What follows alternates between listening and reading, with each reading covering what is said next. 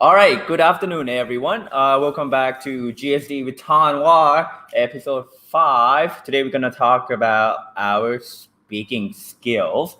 To all 6 of you who are here with me right now, hi. Hi, Shayanit and Kiki.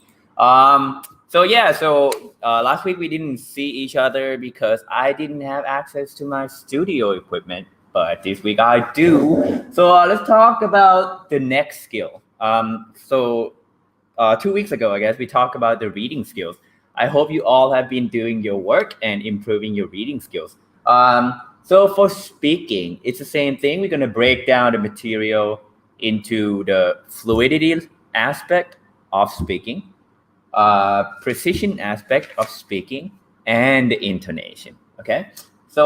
Today, hopefully, I will address many of your concerns because many of you are concerned about like your speaking part in a standardized test, and even more importantly, most of you are usually concerned about making grammatical mistakes when you speak. Today, we're going to address most of the concerns that I typically hear from students. Again, I'm not the best speaker, okay? I am probably one of the worst speakers you can listen to, which is why I am probably one of the better people for you to listen to when it comes to improving your speaking skills. Because I can tell you from my experience that improving speaking skills is one of the hardest thing that I have ever done in my life because I hate talking to people. Why do you think I want to, teach this class online? Because I don't want to meet all of you. Like I hate dealing with people. I'm an antisocial person, all right? So I don't like talking to people too much. So speaking skills only come when you talk to more people, right? So then today I'm gonna also tell you about what to do if you don't have English speaking friends. All right. So basically what I did, because I didn't have English speaking friends, nobody wanted to be my friends. Like there's this weird Asian guy that didn't know how to speak English, and nobody wanted to be my friends, and vice versa, because I didn't want friends. So I will. Some of you that are also antisocial will get to learn how to improve your speaking skills without actually having any friends, and then hopefully, eventually, once your speaking skills are better, then you can start making friends. Because toward the end of my 12 years in the state, I actually started enjoying talking to people just randomly because in case you don't know, Westerners are very chatty, right? They like having small talks about many different things, and they can be very argumentative about things, which is not a bad thing, right? So unless you can get your speaking skills up to a certain level, you might not be able to have a meaningful conversation and have a meaningful friendship with them, right? So today we're going to address many of the common problems that you have in improving your speaking skills from my own experience. Right? So let me share you this slide. Give me a second here while I get everything settled. Boom. All right. So today, speaking. Most of you are more afraid of speaking than writing, which is to me kind of shocking because when you speak, you have a lot of tools at your disposal, right? You not only just speak, you can speak with emotion, you can speak with body languages. So speaking to me is easier than writing. But let's go through it. But before we get there, though, we have more prizes today. Yay! If you want more bags, or if you already got one but you want more, just be here. If you stay here until the end of the video and answer the question at the end of the video, you are eligible for the bags. I think we have 14 more bags left, right? So at the end of the video, I will ask you a question. And then if you answer that question, you are eligible for a free bag. All right, boom. Let's start with fluidity, okay? Fluidity. So again, fluidity is the ability to do a skill in a proficient manner, right? If you speak too slow, it does not matter how correct you are. People will not understand you. or don't have enough patience to try to understand you, right? So it doesn't matter. Oh, Ajahn Chantini, you can't have prizes. I don't know. Maybe you can. You just have to wait until the end of the video, right? My point is this: even if you can speak everything grammatically correct, if you do not speak it with enough fluidity, nobody will understand you, right? As I have just demonstrated, right? So one of the most overlooked aspect of a language is to speak with enough fluidity. This is probably the most difficult aspect of speaking that I had problem with when I was when I was starting to learn English. Okay, so let me go through what I did. Right, the first realization that I had is that speaking is a lot like exercise, right? Doing an exercise. If you have never done a push-up before in your life, right? If you have never done a push-up before, so push-up is like this thing, right? So you just get on the floor and you just kind of do a push-up. If you have never done a push-up before, the first time you do a push-up, it's gonna hurt like hell, right? It's gonna hurt like hell. So let's say you start doing a lot of push-ups, right? So you start doing a lot of these things, right? After a few weeks, you'll be like, oh my God, this is easy, okay? Because you start using the muscles that you have never used before. But here's an interesting part, right? Even after a few weeks of doing push-ups, if you all of a sudden change the workout, change the exercise, instead of doing a push-up, if you do like one of these like pull-up thing, it does not matter how many push-ups you have done. The first pull-up you do is gonna suck, right? Why do I bring this up? Because speaking is a lot like exercise in the sense that when you speak, there's a lot of muscles involved in speaking, and different languages actually use different sets of muscles. And that was one of the most profound insight that I got from this book called American Accent by James Cook, sorry. American Accent by James Cook. She said, speaking has a lot to do with muscle recruitment, right? And unless you can train the muscles involved in speaking, you will not be able to speak with fluidity. Let me demonstrate, right? So the word thank you, right? Thank you, like thank you, okay? If you have been speaking Thai all your life, there is one movement or one group of muscle that you rarely use, and that is your tongue, okay? So a lot of students would say thank you by saying thank you, right? So notice the tongue, thank you. Compare that to the correct way, or I guess the American way of saying it, which is you have to touch the tip of your tongue to the front of your teeth, okay? So thank you, right? Thank you. Compare that to thank you. Thank you, thank you, thank you, thank you, right? You can hear the difference immediately, right? And that is why speaking with fluidity is difficult when you change the language, because you start using different groups of muscles, right? And if you have never used that group of muscles before, especially your tongue, you will not be able to use it well, right? So that's the insight that I got. So the question is then, well, how do you improve it? How do you recruit the new groups of muscles that you have never used before, right? Another group of muscles that you never actually use is your lips, right? So when you say the word like over, right? Over, right? Most of you that are not fluid in speaking English, we just say over.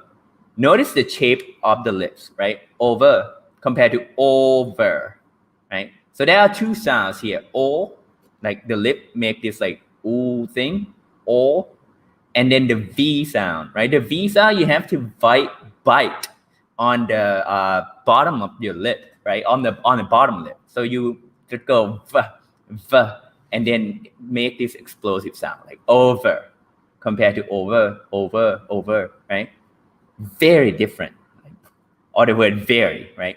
Very different instead of very different. So the way to practice this, and this is why I structure the class so that I talk about speaking right after reading, right?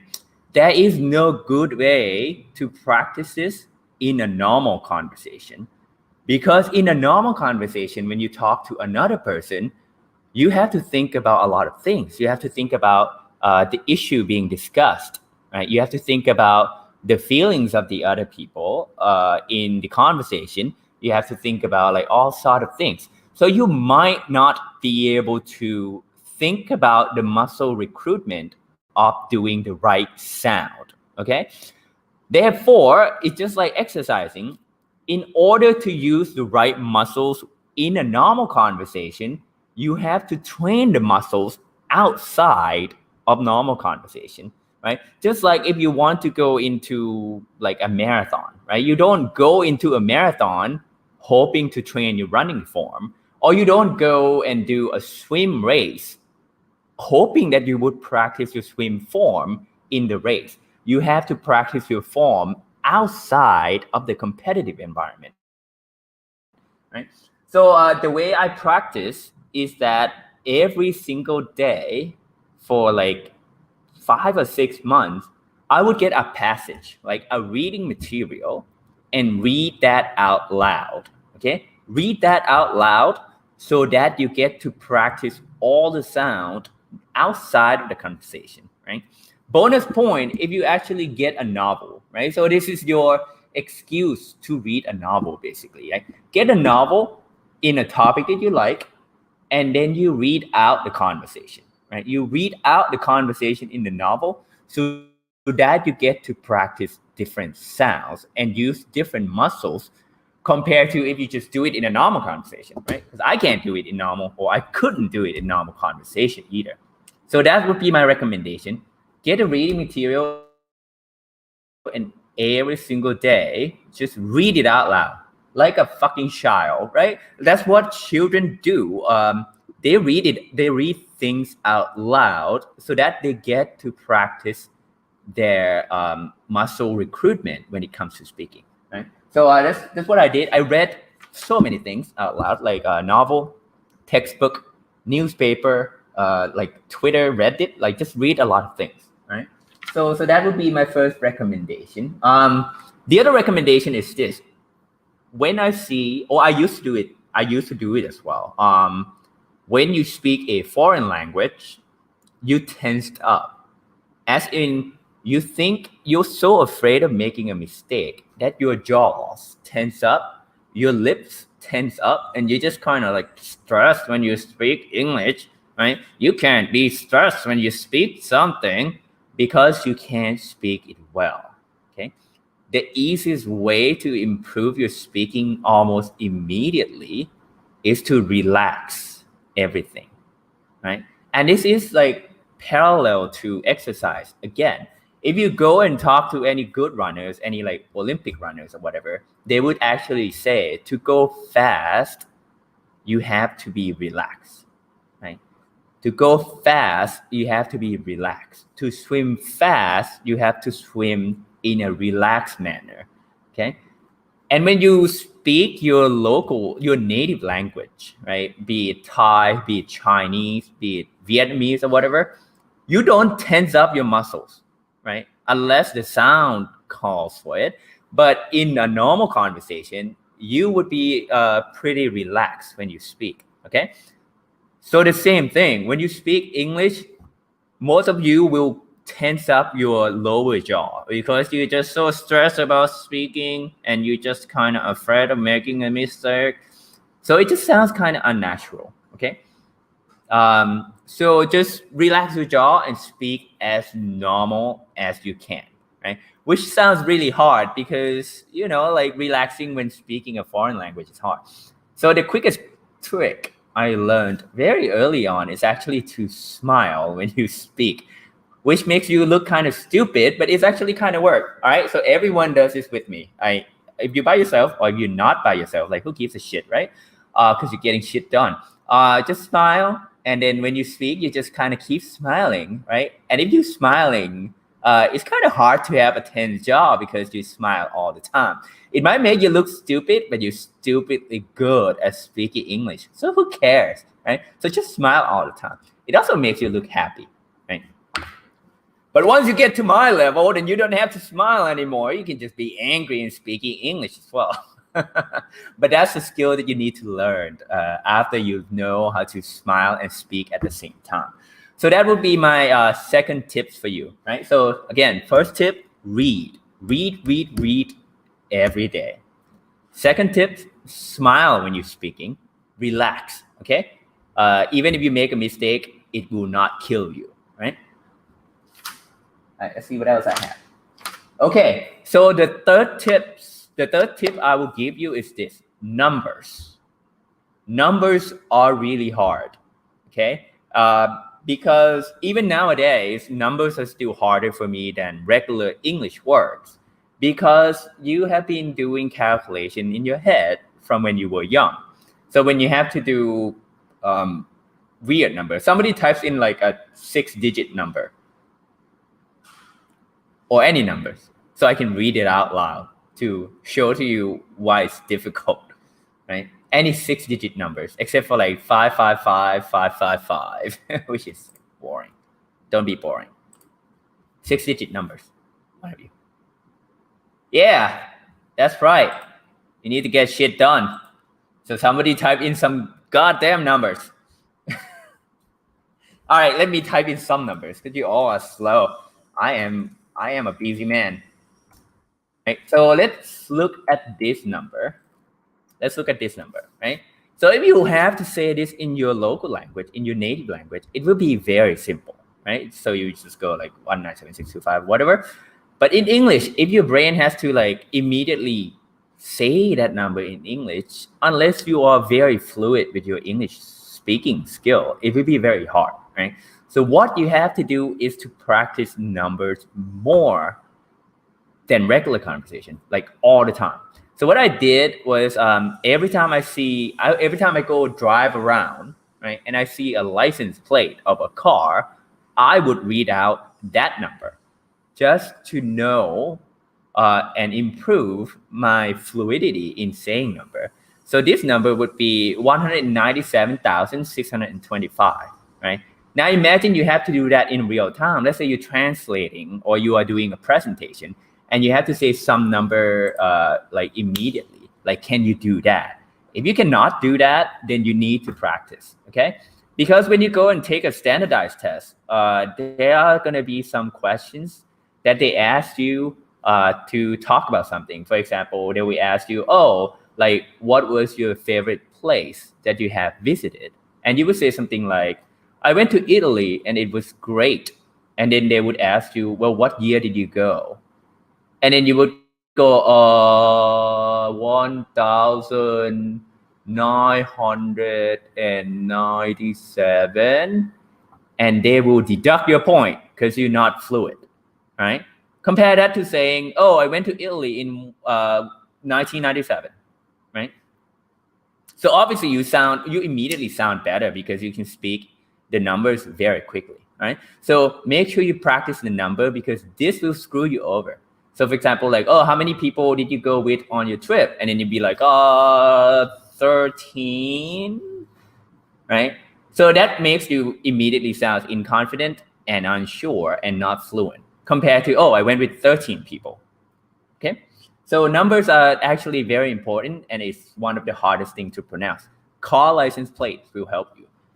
Even nowadays that I'm learning Spanish, I am still doing it. Like every time I go and drive around, when I'm by myself, I would see a license plate and then I would go like 1207, right? Just to practice the numbers because the numbers are hard, right?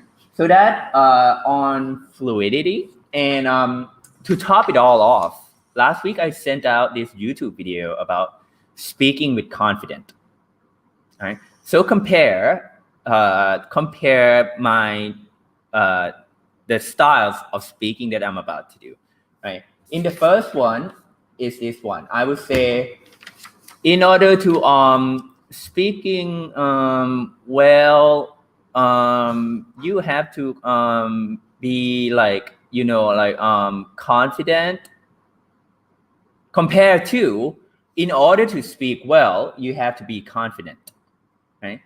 So the level of fluidity in the two cases are very stark. I might be exaggerating the first case a little bit, but most of you do that, right? Don't lie to yourself. Most of you will put everywhere, right?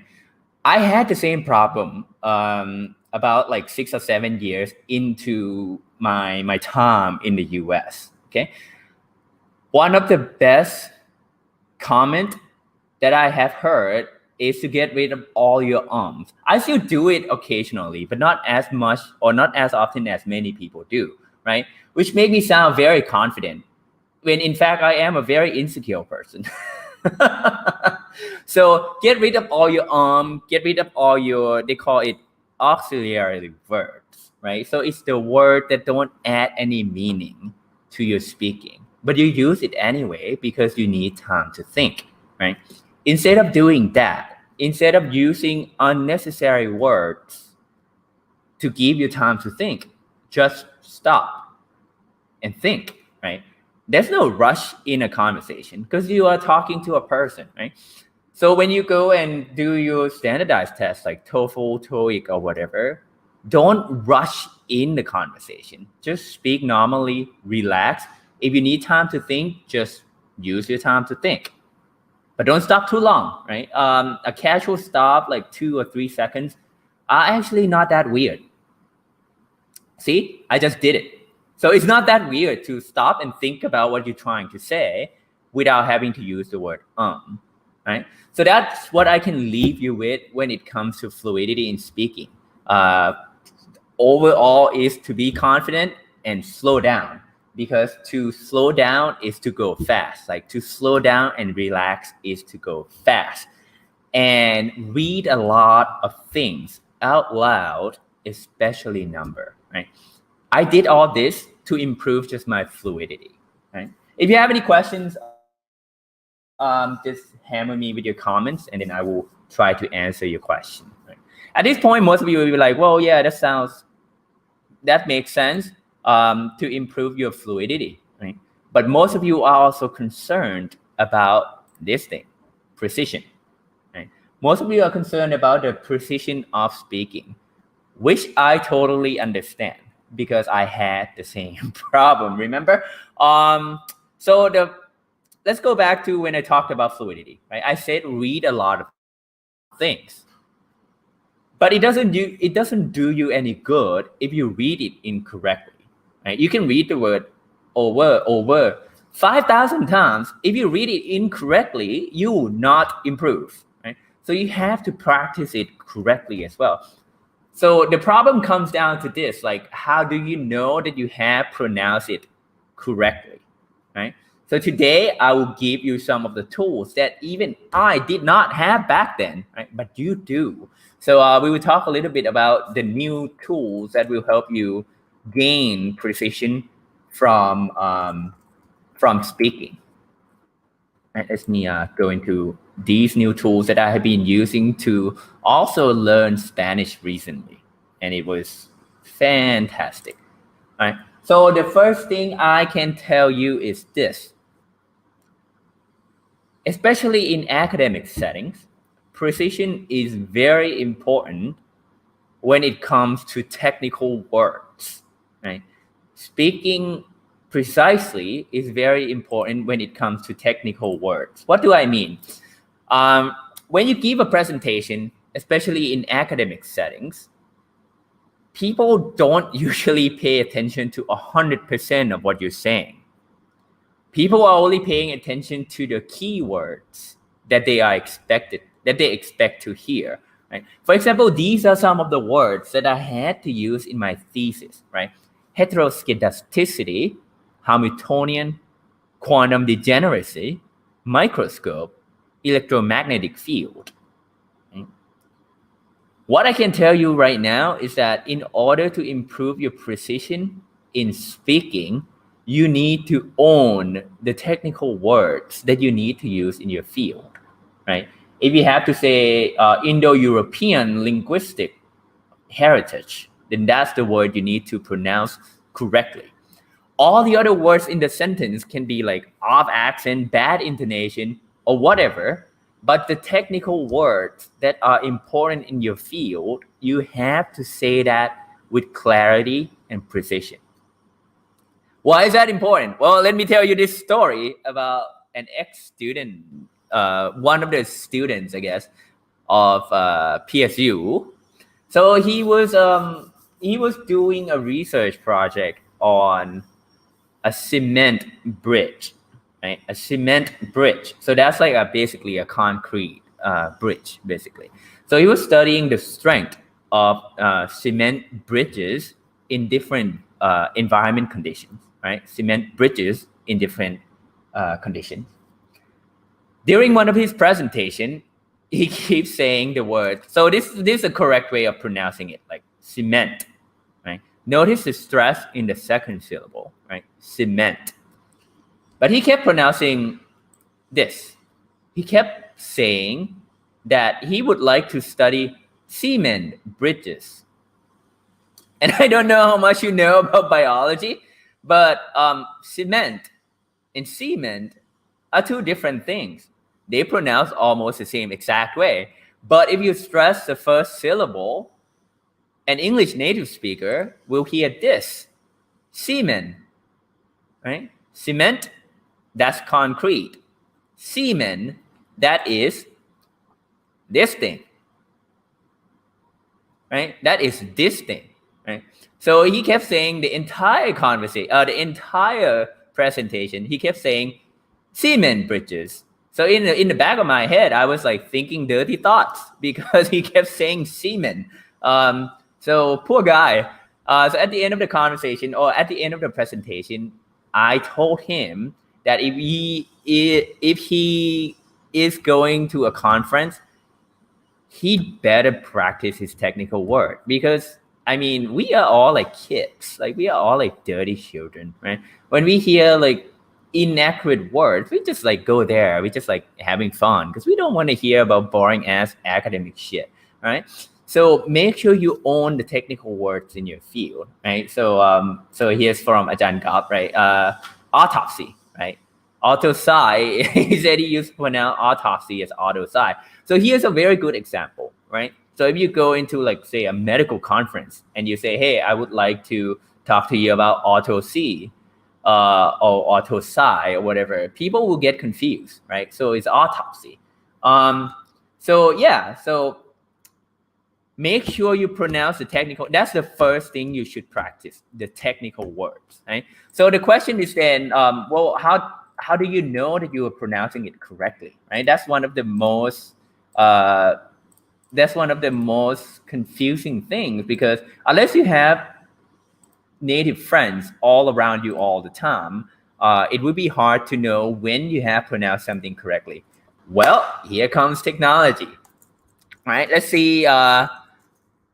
On Google, even right now, if you say how to pronounce, if you just type in some word, let's do autopsy, right? Just Google how to pronounce autopsy, right? Autopsy, right? And it will show you how to actually pronounce it. And I don't know if you can hear the sound, but just ignore this dude down here. Like he doesn't have anything to do with Google. But you can see that first, it gives you the word in easy to read English. Right? Because if you go look up in the dictionary, in like a real dictionary, which is what I had to do, right? You get this thing called IPA letter, right? Which like, unless you are a hardcore nerd like me, you would not know how to read the IPA letters, right? I had to learn that because Google didn't teach me how to pronounce things, but now it does. So you get this like nice English representation of the sound. Oh, no, sorry, not the sound, but the sound of the word, right? So you get, first of all, English representation, simple English representation of the word. Second of all, you get the stressing, right? So this clearly shows that the stress should be on the first syllable of the word, like autopsy, okay? The third thing you get is the audio sound. Autopsy. Right? So it goes autopsy. autopsy. And the most wonderful thing about new technology is this crap right here, practice. Right? On your phone, if you type in how to pronounce autopsy or whatever word you want to use, right, you can click practice, and then you can pronounce the word until you pronounce it correctly. All right, let's try it. I'm probably going to fuck this up and embarrass myself, but who cares? All right. Autopsy. Hey, I did a good job, right? So let's pretend that I didn't pronounce it correctly. Right? Autopsy. Oh, still, Autopsy. Right? Oh, wait. Autopsy. See? So it said like you should pronounce autopsy. But I pronounce autopsy, right? So they will know immediately that I pronounced it incorrectly. So let's try this one, right? So Google tells me that it's pronounced cement, right? Cement.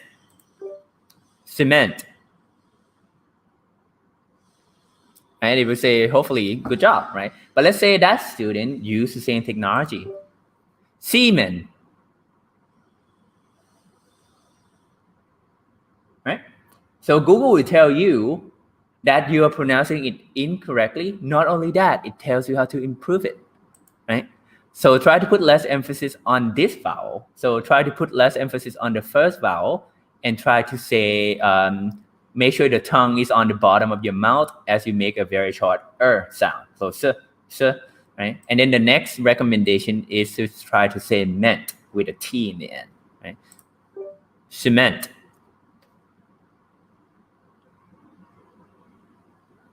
I fucked that up. Cement. Right? So you can keep doing this for a long, long time. Like the word that I have the most problem with, or one of the words, because I suck at English. I still suck, I guess, is European. Right? If you have never pronounced this word, it's hard, right? Because the first time you see it, you want to pronounce European, right? Which is not correct because the stress is on the third syllable, right? So you go European, right? So it's kind of weird, but technology is amazing like that, right? So this will help with your precision, right? So to go back to fluidity a little bit, when you read things and you're not sure how to pronounce a certain word, you can go to your precision practice and have Google tell you how to pronounce it. Even better, because you don't need to be pronouncing it in the American style. You can also be pronouncing it in the British style, which I can't do, but you can, practice your European. You can practice your British accent that way too, which is fantastic. I wish I had this technology when I was younger. Right? Would have helped me improve my speaking skill very much faster. The second thing you can do with precision when it comes to speaking is to do dictation. Okay, so a dictation is when the computer listens to you and try to guess what you are saying, right? So you can use any app. Like you have it on your phone as well, or you can do it online. This one is called Dictation.io. So it's Dictation.io. You probably can't see it. I will just post it in the comments of the video. All right. So what you can do is you can try to speak and have the computer guess what you are speaking. Well, this is embarrassing because my computer is in Spanish and the computer is probably thinking I'm speaking Spanish. Let's try again. Let's try again to see if the computer knows. You can see that it's trying to translate into Spanish. So I guess I can't show you here. But on your phone, you should be able... Let's see if I can change language. There you go. Boom. Let's try again. Let's see if the computer knows what I'm talking about when I'm talking about speaking with precision. right? So you can see here, ignore the first word. Let's see if the computer knows what I'm talking about when I'm talking about speaking with precision, right? So I did pretty well there. Hey, it's working well. So this is what I did when I was learning how to speak with fluidity and precision, right? I would get a book, read it out loud, and have the computer dictate my reading and compare what the computer is thinking that I had spoken with what I was reading, right? If it's like 90% correct, then I think I'm doing pretty goddamn good. Because if the computer can understand me, a person can obviously understand me. Because computer dictation sucks. It might have gotten better, but it can't be that much better than a person trying to listen to you. So yeah, try to do that. If you can pass the dictation test, then your speaking skill is pretty goddamn good. Yeah, she even got the curse word correctly. So that would be my recommendation, right? Use an app, use whatever you want, and then you can test your precision in speaking that way. Right? Any questions so far? I know I'm throwing a lot at you, but this is all that I was doing when I was in the US. All right, all right, let me stop that. So you can see that the computer makes some mistake, right? I said I over here, and then computer thought I was saying he, which is fine. But you can see that like maybe 80%, 90% of whatever I was saying got dictated correctly by the computer. So imagine you in a normal conversation with another person. If you can get another person to understand 80%, 90% of your speech, and also understand 100% of your technical words, you're good to go, right? You're good to go. Unless you want to be a perfectionist about it and want to aim for 100% precision, then well, go for it. More power to you, right? So that would be my recommendation, right? Slow down, give your time to think, speak with precision, make sure you get the technical words correctly, and then make sure you try the dictation and see if you can get the computer to guess what you're trying to say. The most talked about aspect of speaking, though, are not these. Like when it comes to precision, when people talk about precision in speaking, they usually think about grammatical errors. Here is what I can tell you: you cannot improve your grammar while you are speaking to another person, right? You have to improve your grammar outside of a normal conversation, right? So this is when your other skills will help you with speaking with good grammar. Another thing I can tell you is this: native speakers make grammatical mistakes all the time, like all the time. Most people would think that native speakers never make any grammatical mistakes. We do it all the time. Not we, but like native speakers do it all the time. But what I wanted to say is actually, even when we speak in Thai, our native languages, we also make grammatical mistake. Like I always make grammatical mistakes in Thai, but maybe that's just me because I suck at speaking any languages for that matter, not just Thai, right? So do not be afraid of grammatical errors. As long as you speak your grammatical errors with confidence, people will listen to you because you are here. Let me look you in the eye. Hold on. You are a very interesting person. All right. People want to hear what you have to say. Okay. So don't think too much about your grammatical errors because nobody cares. You are an interesting person. People will listen to you. All right. Back to normal broadcast operation. Anyway, so don't give a shit about grammatical errors.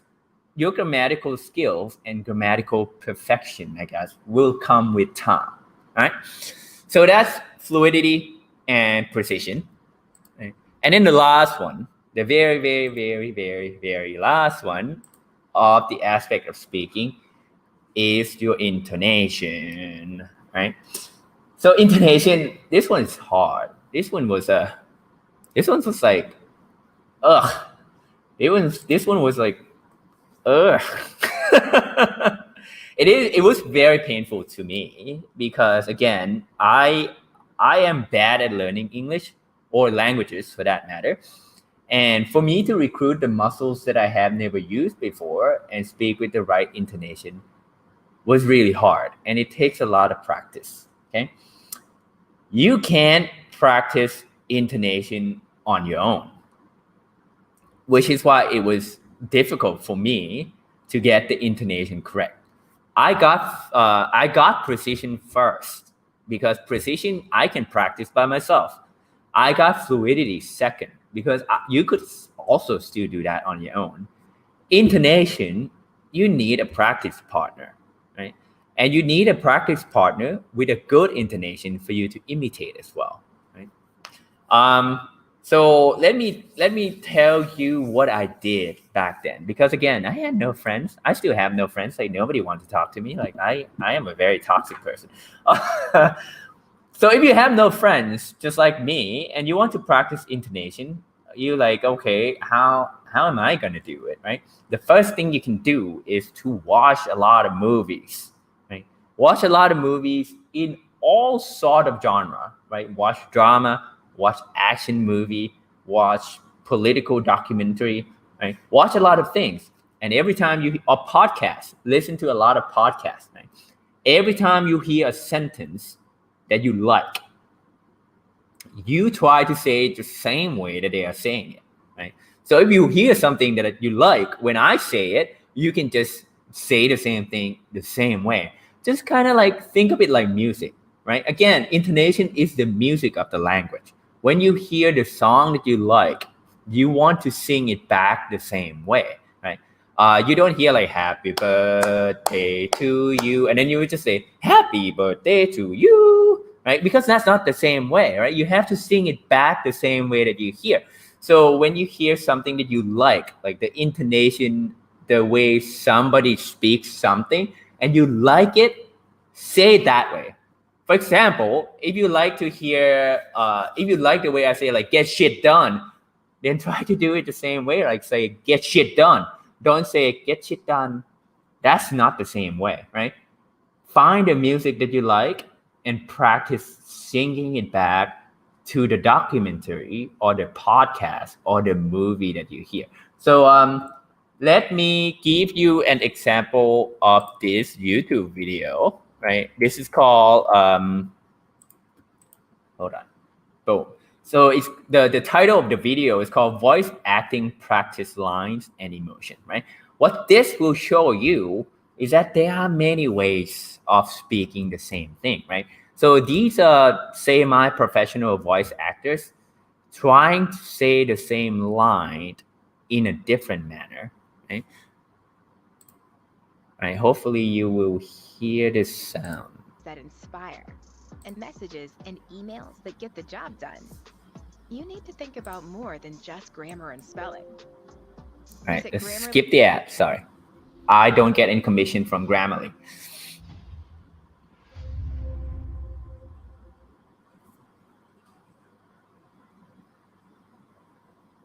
Hey, I hope your day is going better than mine is.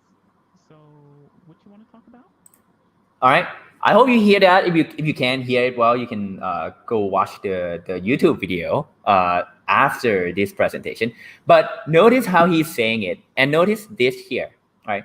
He's trying to say it in a happy manner. So he was saying, "Hey, I hope your day is going better than mine is. So what you want to talk about?" Right? So there are so many things that you should pay attention to here. And if you're not like a nerd like me, you might just gloss over it, right? So let me point out a few things to you. First of all, intonation also has to do with the emotion of the speaker.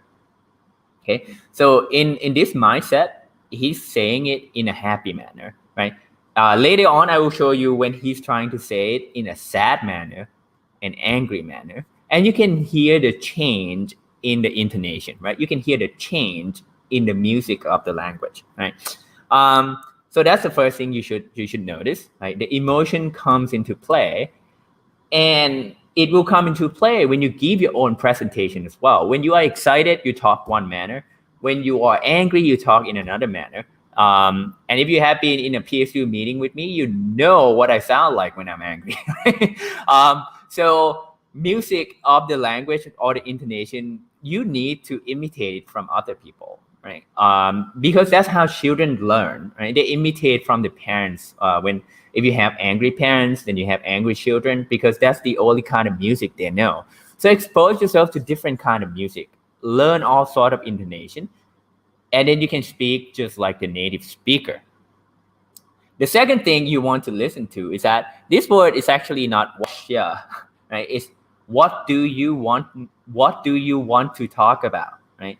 So if this was spelled correctly, it would be what do you want to talk about, right? But nobody says it that way, especially Americans, right? Nobody says the full word. Just like when you speak Thai, like sometimes you don't say the full word, like the word market, right? You don't say ตลาด, you know, ไปตลาด, especially Southern people, right? So the second thing you will notice from trying to imitate the music of other people is that you will start condensing the right sound or the right word all the time. So this word, what do you want to talk about? What do you become what you, right? Want to talk about will become want to talk about, right? And you just can't read off of this and trying to be cool about it. You can't just read and be like, what's here wanna talk about? What's here wanna talk about? That's not natural, right? What you want to talk about, right? You have to imitate it from the people who are already speaking the language, right? So you can have the same kind of music, right? So let's keep going with this video. Hey, I hope your day is going better than mine is. So, what did you want to talk about? Hey, I hope your day is going better than mine is. So, what you want to talk about? All right, the angry one is very interesting, right? So if you remember the happy one, it would go, hey, I hope your day is going better than mine is. So what do you want to talk about? Right? But the angry one will go, if you hear, hey, let me show you again. Here where the stresses go, okay? The stress is on the word. Here where the stresses go. I hope your day is going better than mine is. Hold on, let me go back a little bit. I hope your day is going better than mine is. Just ignore the sad one. It's kind of What stupid. did you want to talk about? Hey, I hope your day is going better than mine is. So, what you want to talk about? All right. So notice how different is that from the happy one. The happy one is like, hey, I hope your day is going better than mine is. So what do you want to talk about? Right. But the angry one went like this. Hey, I hope your day is going better than mine is. What do you want to talk about? Right. So notice the word go, your day is going better than mine is. So what do you want to talk about? Right. I hope your day is going better. So if you can get really into it, like into acting, right? So like, hey, I hope your day is going better than mine is. So what do you want to talk about? Right? So the emphasis is on the word mine, right? Mine, if my mouse works. The emphasis is on the word mine because the speaker wants to contrast your day with my day. Like your day is fantastic. My day is shit, right? So that's the kind of like intonation and the music of the language that you only get when you talk to native speakers or try to imitate native speakers, right? There are many, many more examples from this. Like you can be like tired when you speak. You can be like confused when you speak, right? So this is one way of doing it, right? Listen to a lot of things and try to imitate the music of the things that you are listening to, right? The second way of doing it, which again is only made available by the wonderful new technology that you all have, and I didn't, and I wish I did, or I might get yelled at by the university admin for this, but dating apps. Just go on dates. One is fun. Two, you get to know more people. Three, you get to know more people from all over the world. And then four, you might get a boyfriend or girlfriend out of it. Because there's nothing better to practice your English than just to go on dates. And because when you go on dates or when you're dating someone, you just kind of, or have like, not date as in only just romantic relationship, right? You can go on a date with your friends, right? You don't get to practice high level of language unless you can talk to someone about deep topics that you really care about. For example, you could care a lot about the environment. right? You don't get to practice the complicated level of language that you need to discuss deep topics unless you talk to your close friends or like significant others, right? So dating apps are fantastic, and you get to meet new people all the time. Not that I use it anymore because I keep running into students. Uh, but yeah, if you are a student, just go crazy. Go talk to people, meet new people, right? So yeah, and I had like American girlfriends as well, and that like helped a lot with my English, because you you have made it when you won like an argument against your like boyfriend girlfriend, right? So that means your English is good enough to be in a debate, I guess. So dating apps or just like meetup apps, just common interests. Like if you're interested in running, just go join a running club. For example, in Phuket, there's this club called Hash House Harrier, like HHS.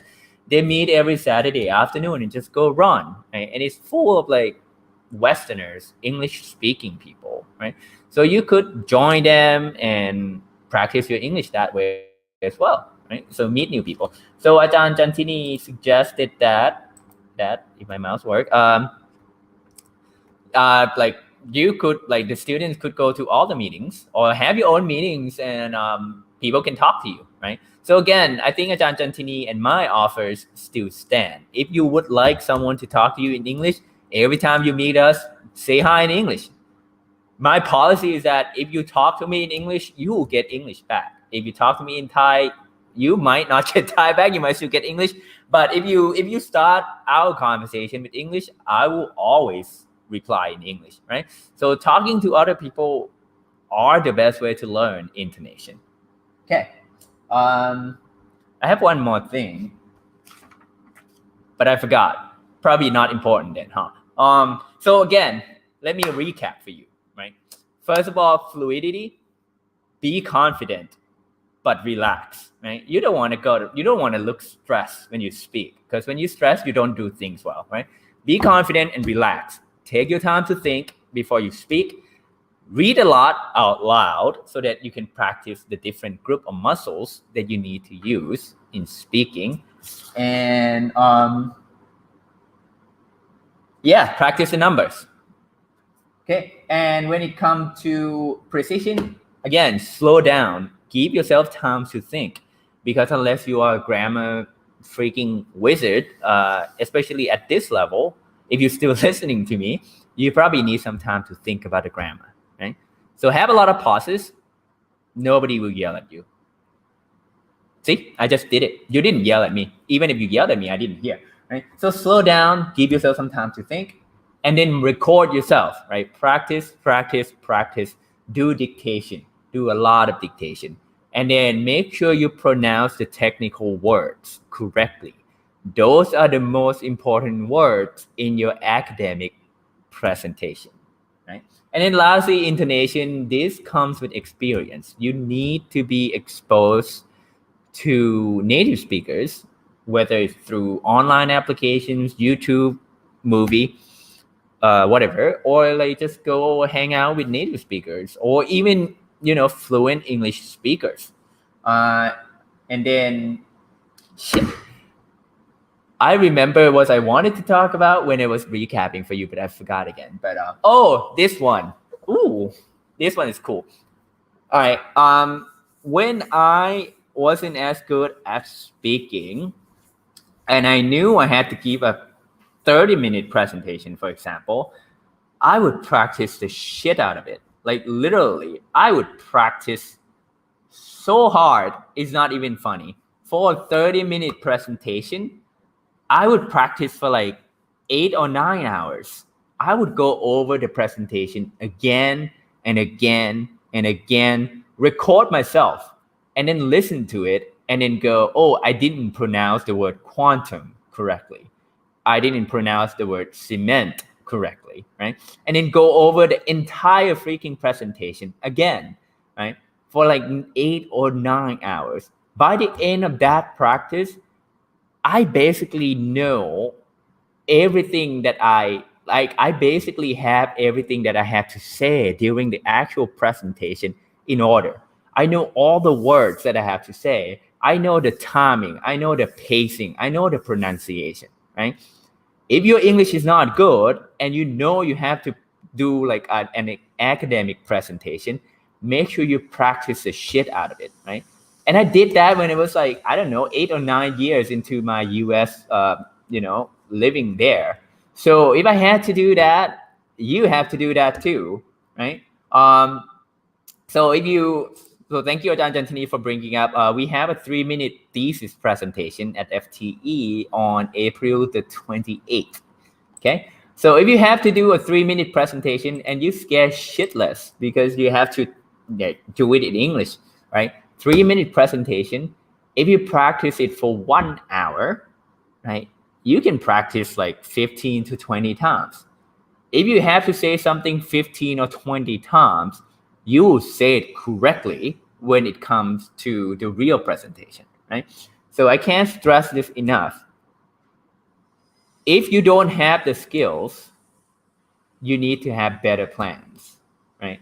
If you don't think you have the skills to do it, you need to plan better and practice, right?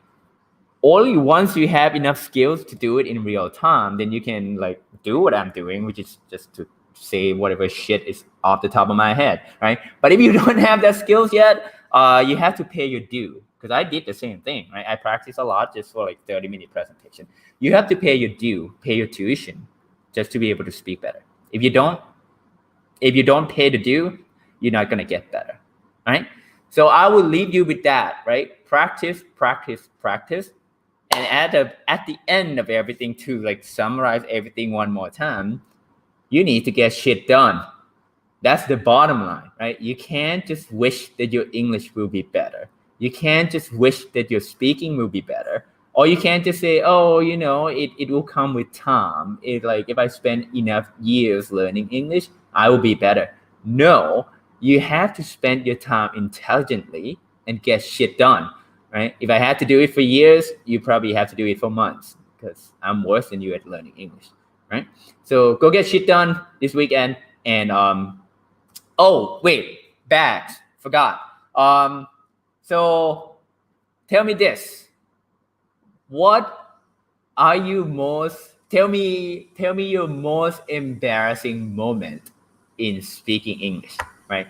Tell me your most embarrassing moment in speaking English that you have had. And the first, I guess, 14 people get the feedback, right?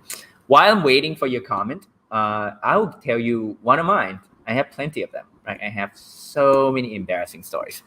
Um, Let me tell you this story. I was sitting, it was like my first year in the US. I was sitting at a dining table full of American students because, again, I chose to go to a school that had no Thai students at all. It was like 8 American students just kind of talking to one another. And I did not have a single idea what they were talking about. Like, I had no idea what they were talking about because I did not understand them. Right? So in one of the guys eventually turned to me, and then he mentioned my name. And because I didn't know the concept of like intonation and the music of the language, instead of saying sorry, as in like sorry, what did you say? I said sorry. And then he went, what the fuck did you just say? I said sorry. And then he was like, why are you saying sorry? You didn't do anything wrong. And then I was like, oh, okay. And then everyone, like literally, like if you have seen like teenage drama, high school movie in on the screen, everyone laughed. Everyone laughed at me at the fact that I didn't know how to say it with the right intonation, right? I said, again, the difference is this. I said, sorry, instead of sorry. That's the difference. That's the only difference that you get laughed at, right? So that like got burned into my skull. So when you hear people say, "Oh, accent doesn't matter," well, it doesn't matter until it does, right? There's no right answer. Everything matters. Fluidity matter, precision matter, intonation matters, right? So practice everything, right? So Ajahn Jantini shared a story here. Her US friend said, "What's up?" And I answered, because she had no idea what it. I did the same thing. So what's up just mean what you're doing, right? So the typical answer would be nothing. Like I'm doing nothing. Like yeah, what are you doing? Like nothing. Just up to nothing. I've done the same thing. So everyone has embarrassing stories. So don't be afraid of getting embarrassed by your speaking skills because it will happen, right? So again, thanks everyone for staying with me. And Ajahn Jantini is the only one that gets a free bag, I guess. No worries though. Next week you can also have your chance of earning a free bag. Okay, so I will leave you with that. Again, get shit done over this weekend. Go try do some dictation, and if you would like, you can send your reading materials and the dictation of whatever you are saying to your computer to the line group so that we can compare and you can show your effort or your attempt that way. All right. Thank you all for joining me. If you think this material is useful for you, please click subscribe to whatever links is under the video, right? You can subscribe through Facebook or YouTube or whatever. And I will see you all again next Friday at 1:30. All right. Thank you. So go get shit done this weekend. All right. See ya.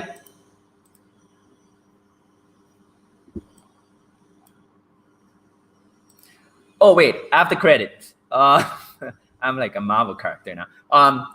So notice how I said see ya, like CSEE, and then ya, like YA. So that's a typical way of how a native speaker would say like see you later, right? So they don't say see you later, right? If you learn from a textbook, you would say see you later. Nobody says that shit. That's way too long, right? They would just say like see ya, because ya is you, right? So see ya. So again, the difference between sounding like a native and just learning off of a textbook. So go make friends. Go on Tinder or something, or I don't know. I don't know what they use these days. All right. So for real this time. See you next Friday. See ya.